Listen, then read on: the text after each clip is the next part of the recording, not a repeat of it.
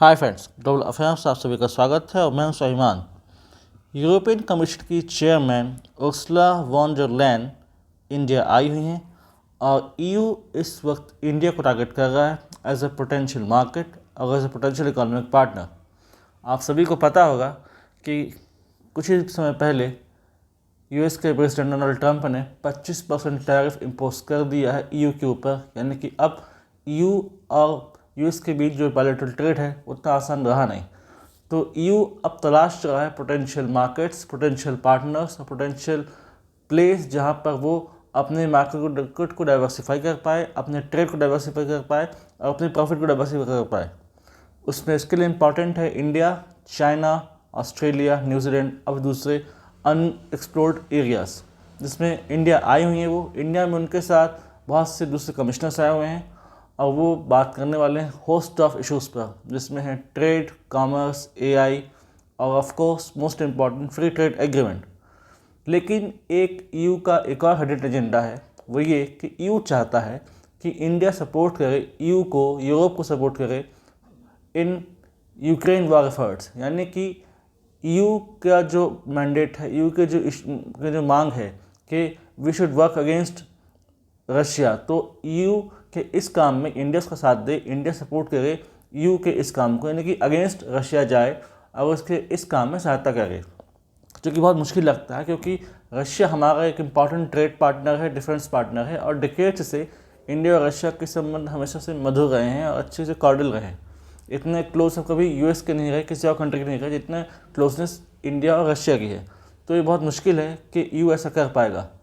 और ईयू इस समय एक ऐसे फेज से गुजर रहा है जहाँ पर उसे चाहिए एक रिलीफ, एक ऐसी जगह जहाँ पर वो अपना ट्रेड, कॉमर्स और दूसरे इश्यूज़ को प्रॉपरली मैनेज कर पाए। जब ट्रंप ने ये डिसीजन लिया कि वो 25% टैरिफ लगा देंगे, उसके बाद से लगने लगा था कि शायद ईयू चाइना, इंडिया को एक्सप्लोर करेगा। अब अगर बात चाइना करें तो चाइना ईजी एंट्री देगा नहीं। चाइना के जो इंडिजिनस कंपनीज़ हैं वो खुद इतने स्ट्रांग है कि वहाँ पर लोग वो प्रोडक्ट खरीदना पसंद करेंगे। तो यूरोपियन प्रोडक्ट उतने ज़्यादा पेनिट्रेट इजीली हो नहीं पाएंगे विद इन चाइना। इसलिए ईयू सोच रहा है कि क्यों ना इंडिया के साथ फ्री ट्रेड एग्रीमेंट करें। लेकिन इसके बदले में ईयू क्या दे सकता है हमको? वीज़ास देगा। वीज़ास देना चाहेगा कि आइए हमारे यहाँ आइए, आपके लोग हमारे यहाँ ट्रैवल कर सकते हैं, हमारे यहाँ रह सकते हैं, हमारे यहाँ पढ़ सकते हैं, जॉब्स कर सकते हैं। इवन सिटीजनशिप की बात होगी तो इस पर भी बात हो सकती है कि ठीक है, हम चाहेंगे कि एक पर्टिकुलर जो ग्रुप ऑफ पीपल है वो यहाँ पर आके रह सकते हैं, सिटीजनशिप ले सकते हैं, जस्ट लाइक यूएस में गोल्ड कार्ड की आजकल बात चल रही है।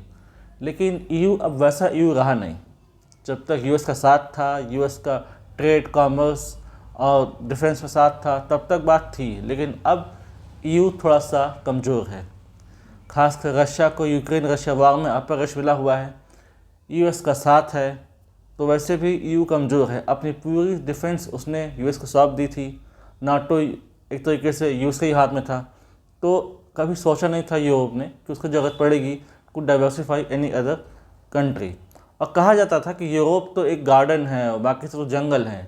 यहाँ तक कि खुद जो रशियन मीडिया है इट इज़ मॉकिंग ऑन ईयू कि आज देखिए उसे जाना पड़ रहा है इंडिया की तरफ, यानी कि इंडिया जिसे जंगल कहा जाता था कि ये तो जंगल है। रशिया का ये कहना है कि इंडिया, चाइना, दूसरे एशियन नेशंस को ये जंगल ट्रीट करते थे और ख़ुद को एक गार्डन कहते थे। तो आज एक गार्डन को जंगलों के पास जाना पड़ रहा है for its existence, for its survival. तो Russian media, Russian state office, Russian government के जो स्पोक्स पर्सन है वो सब इसी को लेकर ईयू का मजाक उड़ा रही हैं। और वाकई बात देखा जाए वह तो सच है।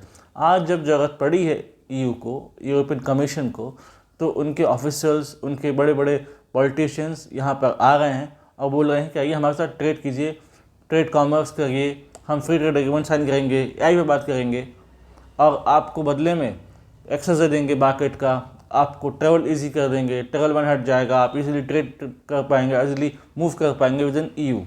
यानी कि एक तरीके से हिडन एजेंडा ऑफ ईयू सामने आ गया। जब करी तो आप सामने आ गए।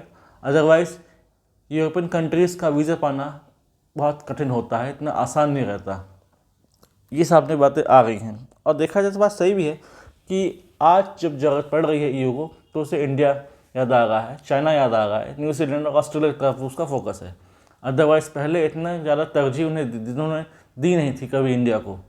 ना फ्री ट्रेड एग्रीमेंट कोई साइन हुआ था, ना कोई बायलैटरल ट्रेड अच्छा खासा ऐसा था जिसमें EU और इंडिया बहुत क्लोज आ जाएं। अब लेकिन बात हो रही है कि शायद FTA को लेकर बातचीत हो, ट्रेड नेगोशिएशंस हो, FTA को लेकर इनिशियल डिस्कशंस हो, ताकि और इसको स्पीडली मटेरियलाइज किया जा सके और फ्री ट्रेड एग्रीमेंट साइन किया जा सके। उसमें EU को मिल जाएगा एक्सेस इंडियन मार्केट का और इंडिया को मिल जाएगा एक्सेस यूरोपियन मार्केट्स का। बट लेट्स सी इंडिया इस बारे में क्या सोचता है। और इंडियन गवर्नमेंट को पता है कि उसे कैसे काम करना है, वो वही निर्णय लेगी जो हमारे बेस्ट इंटरेस्ट में होगा। हम देखेंगे कि EU हमें क्या क्या ऑफर कर सकता है, लेकिन एक बात सच है कि इस कंडीशन पर नहीं कि हम यूक्रेन के वार एफर्ट्स को सपोर्ट करें और अगेंस्ट रशिया कुछ काम करें, जो कि हमारे जो स्टेट पॉलिसीज़ हैं, हमारे फॉरेन पॉलिसीज़ के एकदम अगेंस्ट है। क्योंकि ट्रेड और कॉमर्स अलग चीज़ होती है और वार एफर्ट्स अलग चीज़ होती है। ये बात EU को समझनी होगी और इसलिए EU इसी तक सीमित रहे, इसी तक खुद को कन्फाइन करे, trade, commerce, AI and other host of issues, ना कि सपोर्टिंग यूक्रेनियन वॉर एफर्ट्स। इससे रिलेटेड कोई इन्फॉर्मेशन आती है, I will make separate video in that regard. Do like, comment, share, subscribe the video and widely spread this video for the knowledge of people. यदि आप हमसे जुड़ना चाहते हैं तो आप इंस्टाग्राम और टेलीग्राम के थ्रू हमसे जुड़ सकते हैं। The link is given in the description. Thanks for watching. जय हिंद, जय भारत।